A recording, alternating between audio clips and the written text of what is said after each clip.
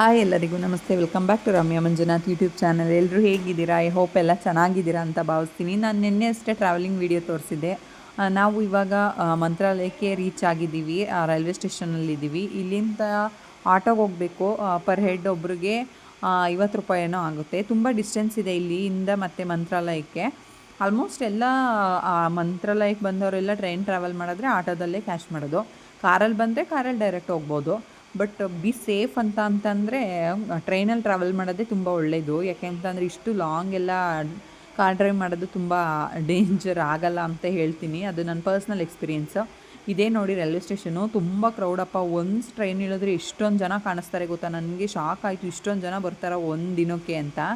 ಇದೇ ಸರ್ಕಲ್ಲು. ಇಲ್ಲೇ ರಾಯರನ್ನ ನೋಡಿ ತುಂಬ ಖುಷಿಯಾಗೋಯ್ತು ನನಗೆ.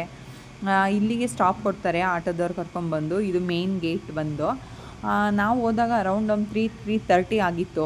ರೂಮೆಲ್ಲ ಹುಡ್ಕೊಂಡು ಹೋಗೋ ಅಷ್ಟರೊಳಗೆ ತುಂಬ ಟೈಮೇ ಆಗಿಬಿಟ್ಟಿತ್ತು. 4 ಗಂಟೆ 4:15 ಆಯಿತು ರೂಮ್ ಸೇರ್ಕೊಳ್ಳೋ ಅಷ್ಟರೊಳಗೆ. ಇಲ್ಲಿ ಮಂತ್ರಾಲಯದ್ದೇ ರೂಮ್ಗಳು ಅವೈಲೇಬಲ್ ಇರುತ್ತೆ. ಬಟ್ ಇದು ಏನಂದರೆ pre booking, 1 month advance booking ಮಾಡಿದ್ರೆ ಮಾತ್ರ ನಮಗೆ ಆ ಡೇಟಿಗೆ ರೂಮ್ಗಳು ಅವೈಲೇಬಲ್ ಇರುತ್ತೆ. ನಮಗಲ್ಲಿ ರೂಮ್ ಸಿಗಲಿಲ್ಲ. ಮಂತ್ರಾಲಯದಲ್ಲಿ ರೂಮ್ಗಳು ಏನು ಅವೈಲೇಬಲ್ ಇದೆ ಅದು ನಮ್ಮ ಬಜೆಟಿಗೆ ತಕ್ಕಂಗೆ 300 ರೂಪಾಯಿಂದ 3,000 ತನಕನೂ ಅವೈಲೇಬಲ್ ಇದೆ. ನಾವು ಹೇಗೆ ಬುಕ್ ಮಾಡ್ಕೊತೀವೋ ಅದ್ರ ಮೇಲೆ ಡಿಪೆಂಡು. ಇದು ನನಗೆ ನೈಟ್ ಇಲ್ಲಿ ನೋಡಿ ತುಂಬ ಖುಷಿ ಆಯಿತು. ಎಷ್ಟೊಂದು ಜನ ಭಯನೇ ಇಲ್ಲದೆ ರಾಯರ ಸನ್ನಿಧಾನದಲ್ಲಿ ಮಲಗಿರ್ತಾರೆ. ಅವರು ಎಷ್ಟೊಂದು ಜನ ರೂಮೇ ಬುಕ್ ಮಾಡ್ಕೊಂಡಿರಲ್ಲ. ಇದೇ ಮೊದಲನೇ ಸರಿ ಈ ಸನ್ನಿಧಾನಕ್ಕೆ ಬಂದಿರೋದು. ತುಂಬ ಖುಷಿಯಾಯಿತು. ತುಂಬ ಜನ ಹೇಳ್ತಾಯಿದ್ರು ರಾಯರಷ್ಟು ಸುಲಭವಾಗಿ ಯಾರನ್ನೂ ಕರೆಸ್ಕೊಳ್ಳಲ್ಲ, ರಾಯರ ಅನುಗ್ರಹ ಬೇಕು ಇಲ್ಲಿಗೆ ಹೋಗೋಕ್ಕೆ ಅಂತ ಅಂದ್ಬಿಟ್ಟು. ಖಂಡಿತವಾಗ್ಲೂ ಮನಸ್ಸಿಗೆ ಬಂದಂಗೆಲ್ಲ ರಾಯರ ಹತ್ರ ಹೋಗೋಕ್ಕಾಗಲ್ಲ ಅನ್ನೋದು ಇಲ್ಲಿಗೆ ಬಂದಮೇಲೆ ಅರ್ಥ ಆಯಿತು ನನಗೆ. ಮತ್ತು ಇಲ್ಲೆಲ್ಲ ಹಸುಗಳೆಲ್ಲ ಇರುತ್ತೆ. ಇದು ಏನೂ ಮಾಡಲ್ಲ ಅಲ್ಲಿ ಮಲಗಿರೋರಿಗೆಲ್ಲ. ನೋಡಿ ಗೇಟೆಲ್ಲ ಕ್ಲೋಸ್ ಆಗಿದೆ, ಮಾರ್ನಿಂಗ್ ಓಪನ್ ಆಗುತ್ತೆ ಅಂತ ಹೇಳಿದರು. ಅಷ್ಟರೊಳಗೆ ನಾವು ರೂಮೆಲ್ಲ ಮಾಡ್ಕೊಂಡು ಹೋದ್ವಿ. ಸ್ನಾನ ಮಾಡಿ ಫ್ರೆಶ್ ಅಪ್ ಆಗಿ ಬಂದ್ವಿ ಹೊರಗಡೆ. ನಾವು ಬರೋ ಅಷ್ಟರೊಳಗೆ ಆಲ್ರೆಡಿ ತುಂಬ ಜನಕ್ಕೆ ದರ್ಶನ ಕೂಡ ಆಗೋಗ್ಬಿಟ್ಟಿತ್ತು. ಸ್ಟಾರ್ಟ್ ಆಗಿತ್ತು ಆಲ್ರೆಡಿ ದರ್ಶನ. ರೆಡಿಯಾಗಿ ನಾವು ಬರೋ ಸ್ವಲ್ಪ ಲೇಟ್ ಆಯಿತು, ಯಾಕೆಂದರೆ ನಿದ್ರೆ ಮಾಡ್ತಾಯಿದ್ವಿ, ತುಂಬ ಟಯರ್ಡ್ ಅಂತ ಅನಿಸಿ. ಇಲ್ಲಿಗೆ ಬಂದು ರಾಯರನ್ನ ನೋಡಿದ ಮೇಲೆ ಮನಸ್ಸಿಗೆ ತುಂಬ ಸಮಾಧಾನ ಅಂತ ಅನ್ನಿಸ್ತು. ಎಷ್ಟು ಜನ ನೋಡಿ ಅರ್ಲಿ ಮಾರ್ನಿಂಗ್ ಎಷ್ಟೊಂದು ಜನ ಇಲ್ಲೇ ಮಲಗಿರ್ತಾರೆ, ಬೇಗ ದರ್ಶನ ಸಿಗಲಿ ರಾಯರದು ಅಂತ ಅಂದ್ಬಿಟ್ಟು. ಅವರೆಲ್ಲ ನೋಡಿ ಖುಷಿ ಆಯಿತು. ಆಮೇಲೆ ಮಂಚಲಮ್ಮ ಇದು ಒಂದು ಗರ್ಭಗುಡಿ ಇದೆ ಅಲ್ಲಿ ಪಕ್ಕದಲ್ಲಿನೇ. ಅಲ್ಲಿ ಹೋಗಿ ಪೂಜೆ ಮುಗಿಸಿ ಅಲ್ಲಿಂದ ನದಿ ಕಡೆ ಹೊರಟ್ವಿ. ಆ ಕಡೆಯೇ ಹೂವೆಲ್ಲ ಸಿಗೋದು ಮುಡಿಯೋಕ್ಕೆ. ಹೂ ತೊಗೊಂಬಿಟ್ಟು ಬರೋಣ ಅಂತ ಅಂದ್ಬಿಟ್ಟು ನದಿ ಕಡೆ ಹೊರಟ್ವಿ. ನಿಜವಾಗ್ಲೂ ಮನಸ್ಸಿಗೆ ನೆಮ್ಮದಿ ಅಂತ ಅನಿಸುತ್ತೆ ರಾಯರ ಮಠಕ್ಕೆ ಬಂದಾಗ. ನೆಕ್ಸ್ಟ್ ನಾವು ಒಳಗಡೆ ಇನ್ನಾದ್ವಿ. ತುಂಬ ಕ್ರೌಡ್ ಇತ್ತು ಅಲ್ಲಿನೂ ಕೂಡ. ಕ್ರೌಡ್ ಇದ್ರೂ ಅಷ್ಟೊಂದು ದರ್ಶನಕ್ಕೇನೋ ಲೇಟ್ ಅಂತ ಏನು ಅನ್ನಿಸ್ಲಿಲ್ಲ. ಯಾಕೆ ಅಂತಂದರೆ ಬೇಗ ಕ್ಲಿಯರ್ ಮಾಡ್ತಾಯಿದ್ರು. ತುಂಬ ಖುಷಿಯಾಗುತ್ತೆ. ಯಾವತ್ತೂ ಹೋಗಿರಲಿಲ್ಲ, ಫಾರ್ ದ ಫಸ್ಟ್ ಟೈಮ್ ಹೋಗಿದ್ದೀನಿ. ಮುಂಚೆನೂ ಯಾವಾಗಲೂ ಈ ಥರ ಟ್ರಾವೆಲಿಂಗ್ ಎಲ್ಲ ಮಾಡ್ತಿರಲಿಲ್ಲ. ಈಗ ನನ್ನ ಫ್ರೆಂಡ್ಸ್ಗಳ ಜೊತೆ ಮಂಜು ಜೊತೆ ಸೇರಿ ಸ್ವಲ್ಪ ಸುತ್ತೋದನ್ನ ಕಲ್ತಿದ್ದೀನಿ ಅಂತಲೇ ಹೇಳ್ಬಹುದು. ತುಂಬ ಮನಸ್ಸಿಗೆ ನೆಮ್ಮದಿ ಆಗುತ್ತೆ ಇದೆಲ್ಲ ನೋಡಿದಾಗ. ರಾಯರೇ ನಮ್ಮ ಕಷ್ಟ ಏನಿದ್ರೂ ದಯವಿಟ್ಟು ಬೇಗ ಪರಿಹಾರ ಮಾಡಿಕೊಡಿ, ಮತ್ತು ನಮ್ಗೆ ಬಂದಿರೋಂಥ ಕಷ್ಟನೇ ಎದುರಿಸೋ ಶಕ್ತಿ ಕೊಡಿ. ನನಗೆ ಆಗಿರ್ಬೋದು, ಮಂಜುಗೆ ಆಗಿರ್ಬೋದು, ಮನಸ್ಸಿಗೆ ನೆಮ್ಮದಿ ಕೆಡಿಸ್ಕೊಂಡು ಕುಗ್ಗೋ ಅಂಥ ಸಂದರ್ಭನ ಯಾವತ್ತೂ ತಂದುಕೊಡ್ಬೇಡಿ ಅಂತ ಕೇಳ್ಕೊತೀನಿ ಅಷ್ಟೇ. ಇದು ರಾಯರ್ ಅಲ್ಲಿ ಮಠದ್ದು ಸ್ಕೆಚ್ಚು ಮಂತ್ರಾಲಯದ್ದು. ನಾನು ಇದೆಲ್ಲ ವೀಡಿಯೋ ಮಾಡ್ಕೊತಾ ಇದ್ದೆ. ಯಾವುದೇ ದೇವಸ್ಥಾನದಲ್ಲಿ ಒಳಗಡೆ ಹೋದ್ರೂ ಆಲ್ಮೋಸ್ಟ್ ವೀಡಿಯೋ ಕ್ಯಾಮ್ರಾ ಅಲೌಡ್ ಇಲ್ಲ ಅಂತಲೇ ಹೇಳ್ತಾರೆ. ಒಳಗಡೆ ಎಲ್ಲ ವೀಡಿಯೋಸ್ ಎಲ್ಲ ಮಾಡ್ಕೊಳ್ಳೋಕ್ಕಾಗಲ್ಲ. ಸೊ ಹಾಗಾಗಿ ನಾನು ಒಳಗಡೆ ವೀಡಿಯೋ ಮಾಡ್ಕೊಳ್ಳಿಲ್ಲ. ಅಲ್ಲಿಂದ ಹೊರಗಡೆ ಬಂದಮೇಲೆ ವೀಡಿಯೋಸ್ನ ಸ್ಟಾರ್ಟ್ ಮಾಡಿದೆ. ಆಮೇಲೆ ಅಲ್ಲಿ ದರ್ಶನ ಎಲ್ಲ ಒಳಗಡೆ ಮುಗಿಸಿ ಬಂದ ತಕ್ಷಣ ನಾನು ಹೆಜ್ಜೆ ಪ್ರದಕ್ಷಿಣೆ ಹಾಕಿದೆ ರಾಯರಿಗೆ. ಎಲ್ಲ ಕೂಡ ಹೆಜ್ಜೆ ಪ್ರದಕ್ಷಿಣೆ ಹಾಕಿ ನಮ್ಮ ಇಚ್ಛೆಗಳು ಏನಿದೆ ಅದನ್ನು ರಾಯರ ಮುಂದೆ ಬೇಡಿಕೆ ಇಟ್ಟು ಅಲ್ಲಿಂದ ಹೊರಗಡೆ ನಡೆದ್ವಿ. ಹೊರಗಡೆ ಬಂದು ನೋಡಿದೆ. ನನಗಂತೂ ತುಂಬ ಖುಷಿ ಆಯಿತು, ಹೇಳ್ಕೊಳ್ಳೋಕ್ಕೆ ಆಗಲ್ಲ, ಅಷ್ಟು ಖುಷಿ ಆಯಿತು. ಮನಸ್ಸಿಗೆ ನೆಮ್ಮದಿ ಅಂತ ಅನ್ನಿಸ್ತು. ನೆಕ್ಸ್ಟ್ ಮಂಜುನ ಕರ್ಕೊಂಡು ವಿಸಿಟ್ ಮಾಡಬೇಕು ಅಂತ ಖಂಡಿತವಾಗ್ಲೂ ಅಂದ್ಕೊಂಡಿದ್ದೀನಿ. ನೆಕ್ಸ್ಟ್ ಮಂಜು ಬಂದ ತಕ್ಷಣ ಕರ್ಕೊಂಡು ಹೋಗ್ತೀನಿ. ಅವ್ರಿಗೂ ಹೇಳಿದ್ದೀನಿ ನೆಕ್ಸ್ಟ್ ಫ್ಯಾಮಿಲಿ ಟ್ರಾವೆಲಿಂಗ್ ಮಾಡೋಣ ಅಂತ ಅಂದ್ಬಿಟ್ಟು. ತುಂಬ ಬಿಸಿಲಾಗ್ತಾ ಇಲ್ಲೆಲ್ಲ ನಿಂತ್ಕೊಳ್ಳೋಕ್ಕೆ ಆಗಲ್ಲ. ಸೊ ಹಾಗಾಗಿ ನಾವು ಅರ್ಲಿ ಮಾರ್ನಿಂಗೇ ದರ್ಶನ ಎಲ್ಲ ಮುಗಿಸ್ಬಿಟ್ಟಿದ್ವಿ. ಇಲ್ಲಿಂದ ಪ್ರಸಾದ ತಗೊಳ್ಳೋಣ ಅಂತ ಹೋದ್ವಿ. ಪ್ರಸಾದದಲ್ಲಿ ಅಂತೂ ತುಂಬ ರಶ್ ಇರುತ್ತೆ. ಕೌಂಟ್ರು ಒಂದೇ ಆಗಿರೋದ್ರಿಂದ ಸ್ವಲ್ಪ ಕ್ರೌಡ್ ಜಾಸ್ತಿ ಇತ್ತು. ಸೊ ನಿಂತು ನಿಂತು ಸಾಕಾಗೋಯಿತು. ಯಾಕೆ ಅಂತಂದರೆ ಒಂದು 2-3 ಕೌಂಟ್ರ್ ಇದ್ದಿದ್ದರೆ ಬೇಗ ಕ್ಲಿಯರ್ ಆಗ್ತಾಯಿತ್ತೇನೋ, ಇಷ್ಟು ಕ್ಯೂ ಇರ್ತಿರಲಿಲ್ಲ. ಒಂದೇ ಕೌಂಟ್ರ್ ಮಾಡಿರೋದ್ರಿಂದ ತುಂಬ ಸುಸ್ತಾಗುತ್ತೆ, ನಿಂತ್ಕೊಳ್ಳೋಕ್ಕೆ ಆಗ್ತಿರಲಿಲ್ಲ. ಇಲ್ಲಿಗೆ ಹೊರಟ ಮೇಲೆ ನಾವು ಸರಿಯಾಗಿ ಊಟ ತಿಂಡಿ ಏನೂ ಮಾಡಿಲ್ಲ, ಟ್ರೈನಲ್ಲಿ ಟ್ರಾವೆಲಿಂಗ್ ಮಾಡಿ. ಅಂತೂ ಇಂತೂ ಹೇಗೋ ತಲುಪಿದ್ವಿ, ಪ್ರಸಾದನ ತೊಗೊಂಡ್ವಿ. 3 ಜನ ನಿಂತಿದ್ವಿ. ಒಬ್ಬರಿಗೆ ಒಂದೇ ಒಂದು ಪ್ಯಾಕೆಟ್ ಪ್ರಸಾದನ ಕೊಡೋದ್ರಿಂದ 3 ಜನ ನಿಂತು ನಮಗೆ ಬೇಕಾದದ್ದನ್ನು ತಗೊಂಡ್ವಿ. ರಾಯರ ಫೋಟೋ ಆಗಿರ್ಬೋದು, ಮೂರ್ತಿ ಆಗಿರ್ಬೋದು ನೋಡಿ ತುಂಬ ಖುಷಿ ಆಯಿತು.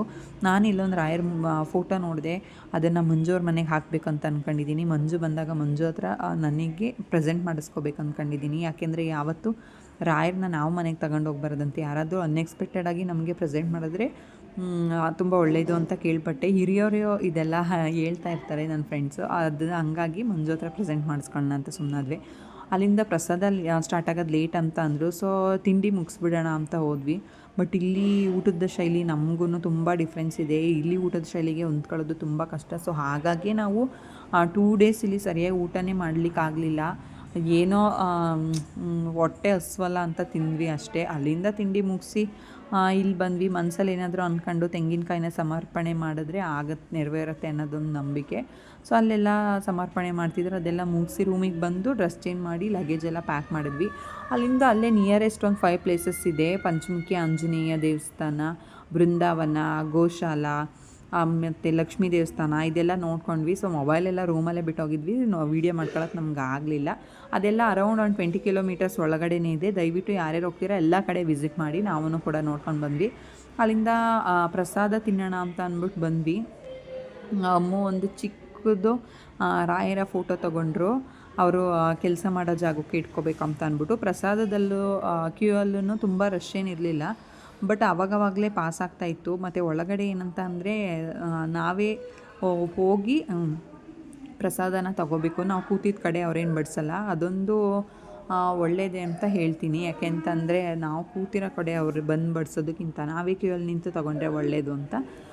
ನಮಗೆ ತುಂಬ ಖುಷಿ ಆಯಿತು. ನಾವು ಪ್ರಸಾದ ತಿನ್ನೋದು ಬೇಡ, ಹೊರಟು ಬಿಡೋಣ, ನಮಗೆ ಬಸ್ ಸಿಗಲ್ಲ ಅಂತ ಪ್ಲ್ಯಾನ್ ಮಾಡಿದ್ವಿ. ಎಲ್ಲ ಕಡೆ ಸುತ್ತಾಡಿ ಲೇಟ್ ಆಗುತ್ತೆ ಅಂತ.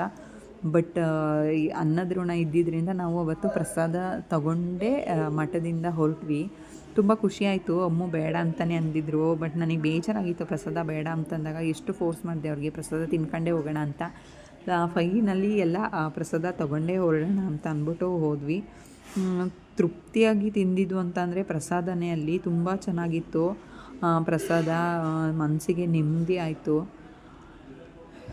ಯಾರ್ಯಾರು ಹೋಗ್ಬೇಕಂತೆಲ್ಲ ಪ್ಲ್ಯಾನ್ ಮಾಡಿದ್ದೀರ ಅವರು ದಯವಿಟ್ಟು ರಿಸರ್ವೇಷನ್ ಸೀಟ್ನ ಬುಕ್ ಮಾಡ್ಕೊಂಡು ಹೋಗಿ. ಆ ಕಡೆಯಿಂದನೂ ಅಷ್ಟೇ ರಿಸರ್ವೇಷನ್ ಸೀಟ್ನೇ ಬುಕ್ ಮಾಡ್ಕೊಂಡು ಹೋಗಿ. ಏಕೆಂದರೆ ಆ ಟ್ರೈನಲ್ಲೆಲ್ಲ ಟ್ರಾವೆಲಿಂಗ್ ಮಾಡೋದು ತುಂಬ ಕಷ್ಟ ಅಂತಲೇ ಹೇಳ್ತೀನಿ, ಮಕ್ಕಳೆಲ್ಲ ಕರ್ಕೊಂಡು ಹೋಗೋದು. ಅದೆಲ್ಲ ಮುಗಿಸಿ ಮತ್ತೆ ರೂಮ್ಗೆ ಹೋಗಿ ಡ್ರೆಸ್ಸೆಲ್ಲ ಚೇಂಜ್ ಮಾಡಿಕೊಂಡು ಟ್ರಾವೆಲಿಂಗ್ ಮಾಡೋಕ್ಕಾಗಲ್ಲ ಆ ಥರ ಡ್ರೆಸ್ಗಳಲ್ಲಿ ಅಂದ್ಬಿಟ್ಟು ಹೊರಟ್ವಿ. ಅಲ್ಲಿಂದ ನಾವೇನು ಜನ್ರಲ್ಲಾಗಿ ಟ್ರಾವೆಲ್ ಮಾಡಿದ್ದರಿಂದ ಅಲ್ಲಿಂದ ರಾಯಚೂರಿಗೆ ಬಸ್ ಅವೈಲಬಲ್ ಇದೆ ಅಂತ ಅಲ್ಲೇ ಒಬ್ಬರು ಹೇಳಿದರು. ಬಸ್ ಕ್ಯಾಚ್ ಮಾಡೋಣ ಅಂತ ಹೋಗ್ತಾ ಇದ್ವಿ. ಸರ್ಕಲಲ್ಲೇ ಬಸ್ ಸಿಕ್ಬಿಡ್ತು. ಅಂತಿಂತೂ ರಾಯಚೂರು ತಲುಪಿದ್ವಿ. ರಾಯಚೂರು ಬಸ್ ಸ್ಟಾಪ್ ಅಂತೂ ಇನ್ನೂ ಸ್ವಲ್ಪ ಇಂಪ್ರೂವ್ಮೆಂಟ್ ಆಗಬೇಕು. ನಮಗೆ ತುಂಬ ಕಿರಿಕಿರಿ ಅನ್ನಿಸ್ತು. ಮತ್ತು ಹಾಸನ ಬಸ್ ಫೆಸಿಲಿಟೀಸ್ ಇಲ್ಲ ಅಲ್ಲಿ. ತುಂಬ ತೊಂದರೆ ಆಯಿತು ನಮಗೆ. 4:15 ಬಸ್ ಸಿಕ್ಕಿದ್ದು.